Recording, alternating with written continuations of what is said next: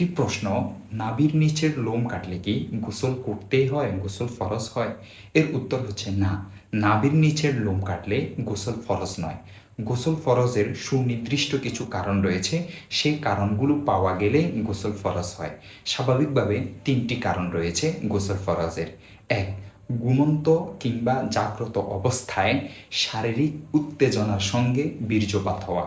তবে ঘুমন্ত অবস্থায় উত্তেজনা অনুভব ছাড়াও যদি বীর্যপাত হয়, তাহলে ফোকাহে কেরাম বলেছেন গোসল করে নিতে। কেননা অনেক সময় ঘুমন্ত অবস্থায় বীর্যপাত হলে সেটি কি উত্তেজনার সঙ্গে হয়েছে নাকি উত্তেজনা ছাড়া হয়েছে তা অনুভব হয় না। আরেকটি কারণ হচ্ছে, অনেক সময় জাগ্রত হওয়ার পর, ঘুম থেকে জাগ্রত হওয়ার পর তা মনে থাকে না। তাই ফোকাহে কেরাম বলেছেন ঘুমন্ত অবস্থায় বীর্যপাত হলে চাই সেটা উত্তেজনার সাথে হোক অথবা উত্তেজনা ছাড়া হোক, গোসল করতে হবে, গোসল ফরজ হয়। দুই, স্বামী স্ত্রী সুলভ আচরণ, অর্থাৎ স্বামী স্ত্রীর সাথে সহবাস করলে গোসল ফরজ হয়।